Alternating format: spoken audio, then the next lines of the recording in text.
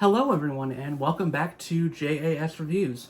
My name is James and on this channel I do reviews of both music and movies, along with the occasional commentary piece, so if any of that sounds interesting to you, then please be sure to leave a like on this video, and to subscribe to my channel to see more content like that. And today I have a new episode of Quick Album Reviews coming to you all. This is episode 11, if I am not mistaken. And as always with this series, I will be talking about several different albums that have come out over the course of, well, for this series, around June to July, and I give my thoughts on them, whether good or bad. And sometimes I'll have more to say about an album, and other times I won't have much to say at all, so I will keep my thoughts as long or as short as I need to, and these series have been doing pretty well with their returns, so thank you for that. So I'm going to keep doing them as long as they keep on getting good results.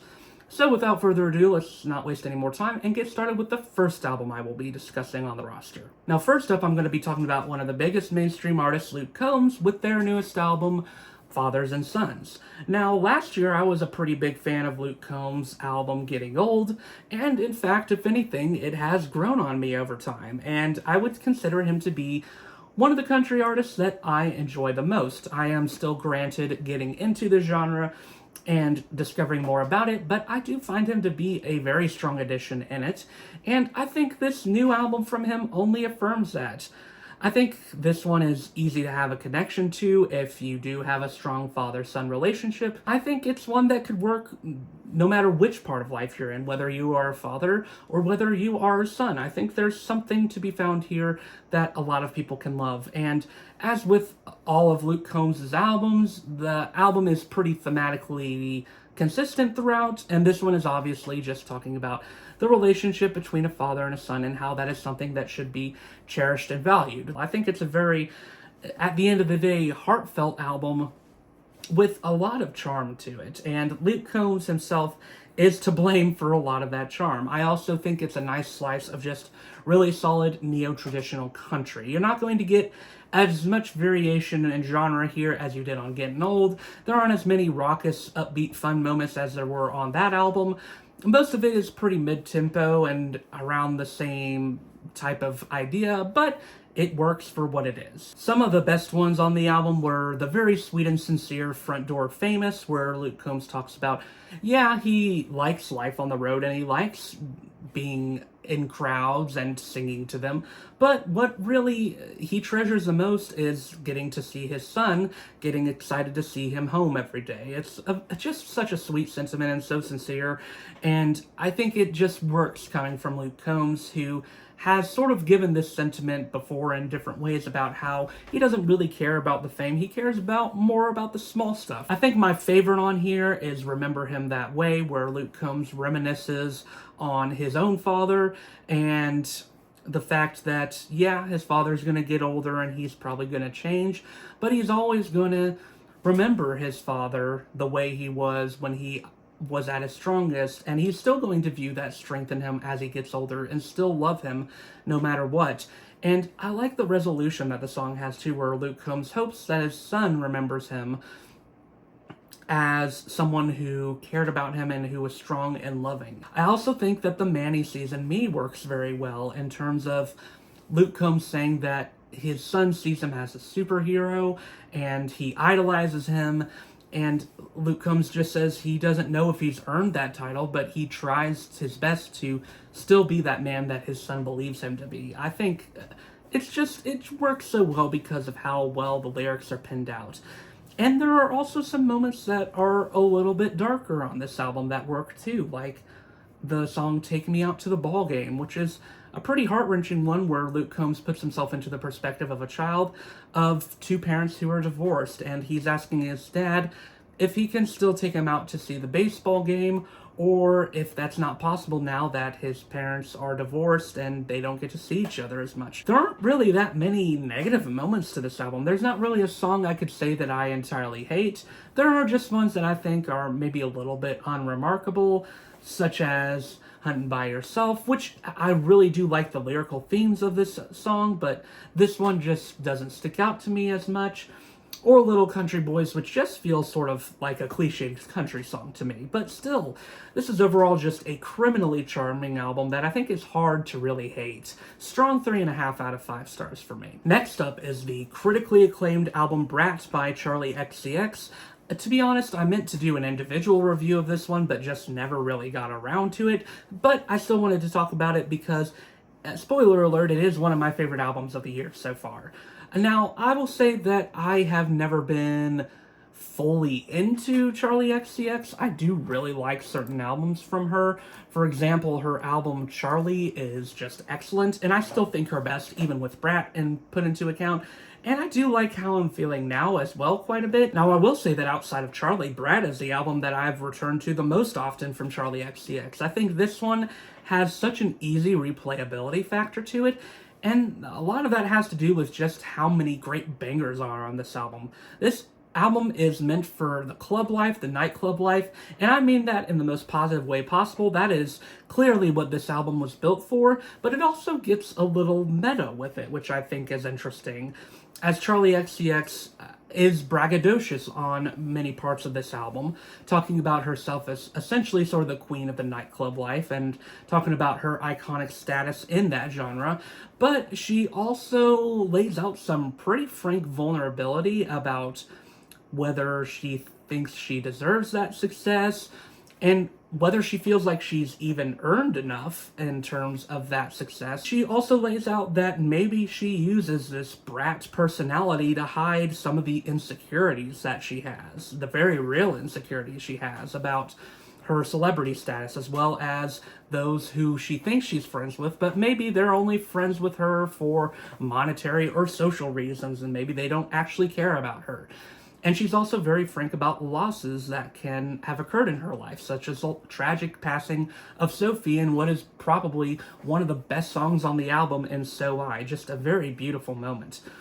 I like that the album begins very confident and with her positioning herself as essentially an it girl in the world of the nightclub life, but as the album goes on, we see her exposing more and more of her vulnerabilities and her insecurities in songs like Sympathy is a Knife, which is easily one of my favorites with just this booming bass that is so powerful, or the song Girl So Confusing, which only got better in context with when Lorde was added on as a feature in the remix, and that version with Lorde is one of my favorite songs of the year, bar none. There are some songs on here that are just concerned with being fun and nothing more, and I'm not going to complain about that. Songs like 360, Club Classics, or especially a song like Von Dutch, which is just so much fun, and I've been addicted to that song ever since it came out. But generally, from front to back, this album is a really strong listen. I really like the themes it's delving into. I think it does it well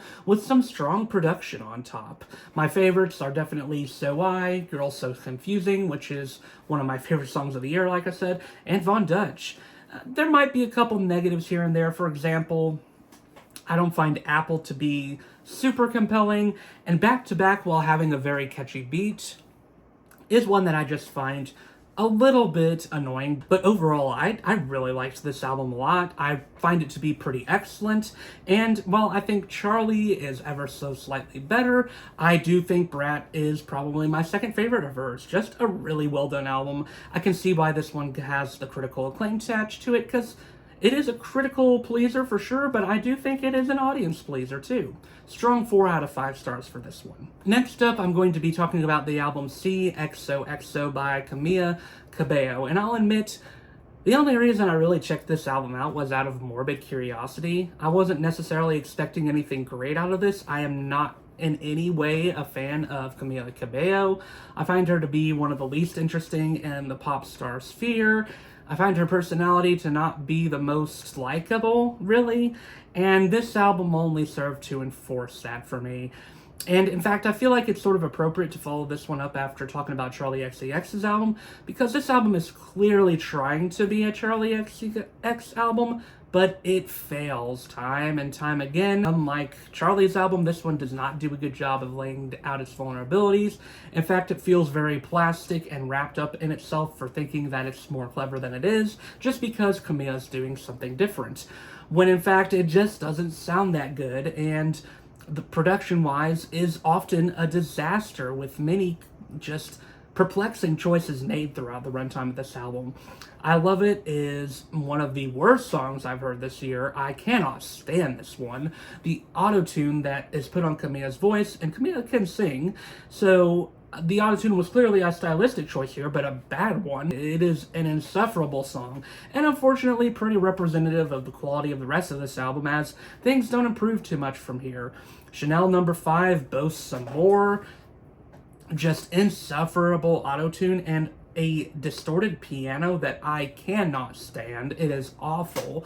And just a hook that is utterly hollow and pointless, with Camila comparing herself to a spray. I don't really understand it, and I think it's incredibly silly. I think one of the only tolerable songs on here is He Knows with Lil Nas X, and even this one isn't particularly remarkable to me. I think a lot of people in Camila's scene could sell this song better than she could, and Lil Nas X is trying to be shocking with some of the lyrics here, but it just doesn't really work for me as much as I would like it to.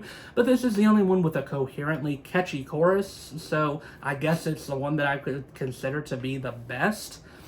Dade County Dreaming has an okay feature from JT and Young Miami, but once again, nothing super remarkable. And then we have the awful Drake features. Of all the years to choose to feature Drake and What's More on 2 songs, and what's more, there's one song on here where it's just him, and Camila's not even there. It's certainly a bold choice, I've gotta say, considering all that's happened, and both songs are really bad.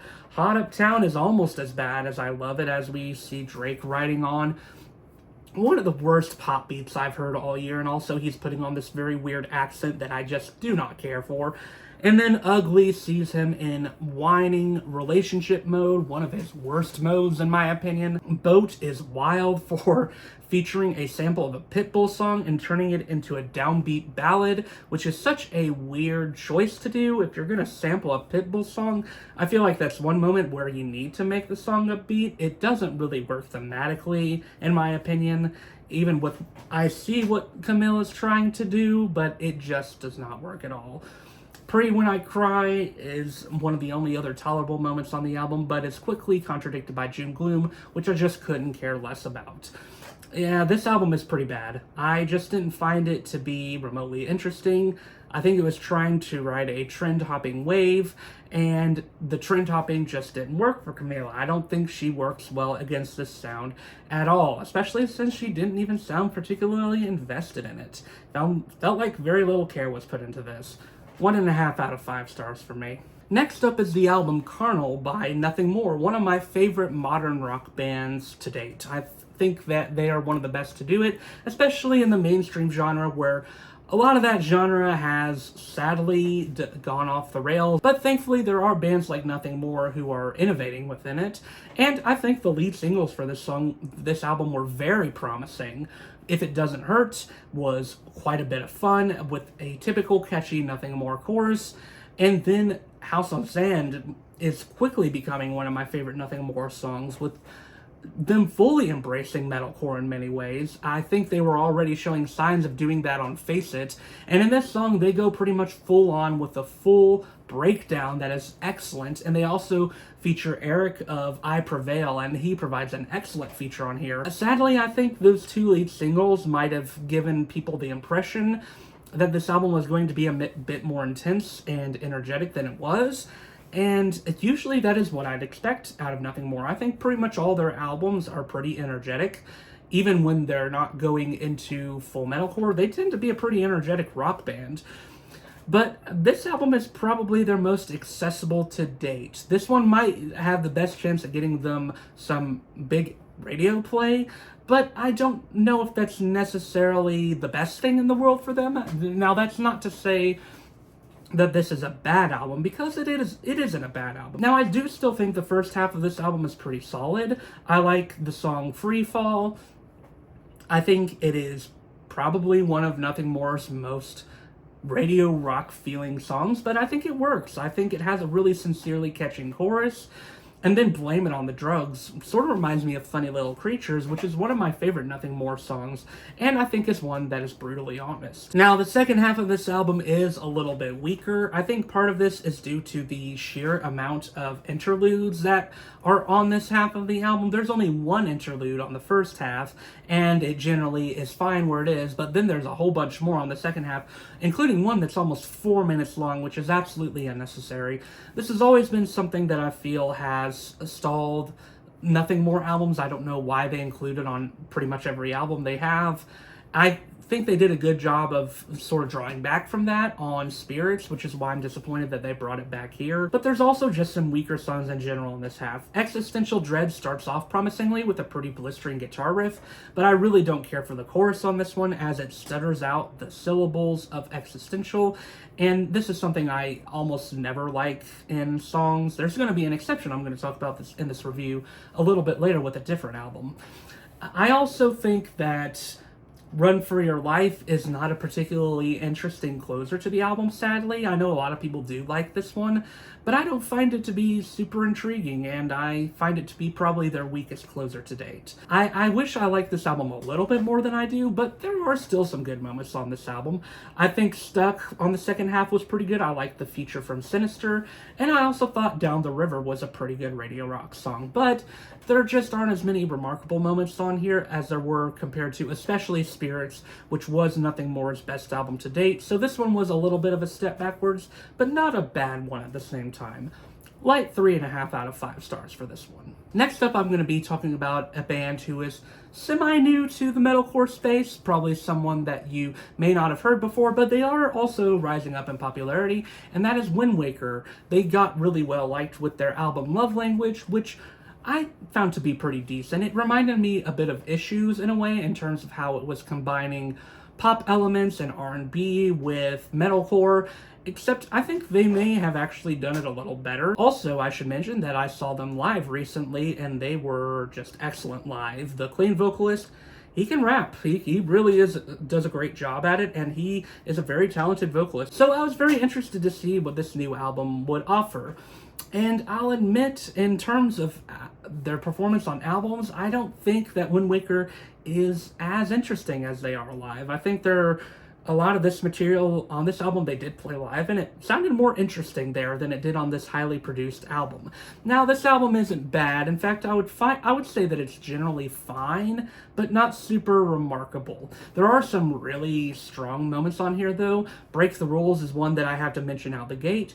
I did just mention that I don't like songs that stutter out syllables in a hook of a chorus. This one does that, but I actually like it here. I think it's sort of catchy, and I think what helps is that they sort of change the tune that is played in each stuttering, so it isn't just the same sound. I also like the nu metal influences on the song. They're very fun. And the rap elements of the song work surprisingly well. This feels like just a summer anthem, and I think it works well for the season. It is so much fun, and you can tell every member of the band is having a great time. It also serves as sort of the mantra for the album, of the fact that the band doesn't want to follow the rules of what metalcore does. I do think the first half of this album is pretty solid for the most part. I like the song Infinity that begins off the album. It's a smart combination of EDM and electronic elements along with metalcore. Definitely probably the most reminiscent of Love Language on the album, while still feeling distinctly integral to the identity of this one. Sirens was the big single of this album, and has a chorus that feels very nostalgic and very 2000s metalcore. I also think Fractured State of Mind is pretty great. Probably has the best chorus on the album, if I'm being honest, outside of Break the Rules. And then Villain is also a pretty good one. I like how sincere this song is. This one reminds me a bit of Bad Omens in a way, especially in the chorus, but I do like this one, and I think it's a sincere sort of breakup song that works well in terms of what it's saying. But there are definitely some negative moments on this album. I think especially in the second half, it gets a little bit, I guess, odd and a little bit too poppy and cheesy for its own good. The biggest example of this is Venom, a song that I just really don't care for at all and is easily the weakest on the album. I don't really like the rapping on this song, and I think the lyrics are pretty cringe. In some ways, I think they're being self-aware here, but in other ways I think they might be believing what they're saying. Tabula Rasa is just a bit of an odd one, I think. I can't decide how to feel about this one because there's so many weird elements coming together. Vertigo is probably the best of the second half of the album. I do enjoy that one okay, but it's also just not as interesting as the first half of the album. And the closer, Juliet, just sort of comes across as forgettable to me, if anything else. There's not really too many songs on here that would make me say I outright hate this album. I think Venom is the only song I could say I passionately dislike. But on the same note, outside of Break the Rules, Sirens, and Fractured State of Mind, I wouldn't say that there's any songs on here that are huge immediate standouts to me and ones that I would see myself returning back to a whole lot. At the end of the day, this album is okay. I just wish it was a little bit adding up to more at the end of the day. Next is an album that I just honestly have almost nothing to say about. The only reason I'm talking about it here is that it's just sort of frustrating in context of the music scene, and that is The Secret of Us by Gracie Abrams. Now, a lot of people are going to say that she is popular simply for the fact that she is a nepotism baby. She is the daughter of J.J. Abrams. And maybe that holds some weight somewhere. I don't know how it would work for a movie star to give someone traction in the music scene. I don't know. It's hard to say. I think she has enough albums behind her back that you could say she got some popularity, but I'm sure she got some help in signing on to some big record labels. I don't know. I don't want to say one way or the other because I don't want to be wrong. But at the same time, I would understand those who say that she only got here because of her name. Because, man, this album is so boring. I don't think I've heard a more boring album and more unremarkable album all year long. And if there's one clear comparison I can make here, it's Taylor Swift. It's just egregious how much this album sounds like her, but doesn't include the interesting lyrical moments that Taylor Swift can have. For all those saying that the Tortured Poets department was boring, I mean, man, that one looks like just an utter masterpiece compared to this one. And if you know me, you know that I wasn't the hugest fan of the Tortured Poets department, even though I don't think the album is bad. It wasn't anything to write home about, but this one I wouldn't even consider to write home about. It is just, I mean, so dull, so bottom of the barrel uninteresting. There's not a single song here that really sticks out to me. The only one that does is Close to You, and sadly, this one is probably one of the worst on the album because it tries to be upbeat and sound like a Lorde song, and it doesn't work at all. The lyrics have little to no substance in them, and I just don't think Gracie Abrams is a super interesting vocalist. I'm sure she has talent live. In fact, I have seen some live performances of her, and she does have a fine voice, but I mean, to me, it's just nothing more than that. It's fine, and her voice doesn't carry this album with just nothing going on with it. Just plodding acoustic guitar after plodding acoustic guitar with occasional pop flourishes thrown in that don't feel like anything. This is just a nothing burger of an album at the end of the day. I didn't care for it at all, and it's one of the worst albums of the year for the novelty that it is just unbelievably sleep-inducing. 1.5 out of 5 stars. Don't check this one out. It is not worth your time. And finally, let's end off with a group that I usually cannot stand, and Imagine Dragons with their new album Loom. And surprisingly, I have more positive about this to say than I have had for Imagine Dragons in a long, long time. This album is one of their better ones in recent memory. Now, I'm still going to say that it's pretty average at the end of the day, but it does at least see Imagine Dragons showing some signs of life again for the first time in a long time, I think. And it's sort of refreshing in a way. The production on this album actually isn't that bad. There's actually some very pleasant sounding moments on this album. For example, Nice to Meet You, which is a pretty nice summer anthem that feels perfect for the beach. I really do like this one. I also think that Eyes Closed, for as cheesy as it is, and it is undeniably so, does have a pretty nice hook to it and feels sort of well done in terms of what it's trying to do. And I also think Fire in These Hills is probably one of the best songs that Imagine Dragons has made in ages. Just feels like a very sincere and beautifully done closer on the album. But this album still isn't without its forgettable moments or moments that just don't work. Take Me to the Beach, I mean, Imagine Dragons is still going to make one of my worst songs of the year because I do not like Taking Me to the Beach at all. It is obnoxious and abrasive. One of the Imagine Dragons traits I like the least. When they're the most in your face is when I dislike them the most, I'm sad to say. This one just doesn't work for me at all.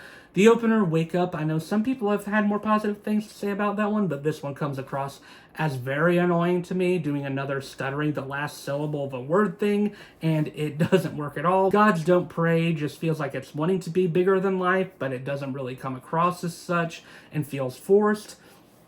And then Kid feels like it's wanting to be a Gorillaz song, but doesn't do any of the things that makes Gorillaz interesting. But still, there are some good moments on this album. There are some moments that work remarkably well and show the first signs of life for Imagine Dragons in a while, so I'm open to seeing what they're doing next. This album makes me more hopeful than I've been in a long time. Mid to strong 2.5 out of 5 stars for this one, surprisingly. And that is this episode of Quick Album Reviews. What were your thoughts on any of the albums I talked about? Let me know in the comments down below. And once again, my name is James, and I do reviews of both music and movies, along with the occasional commentary piece. So if any of that sounds interesting to you, then please leave a like on this video and to subscribe to see more videos like that. But until then, I will see you all in the next video.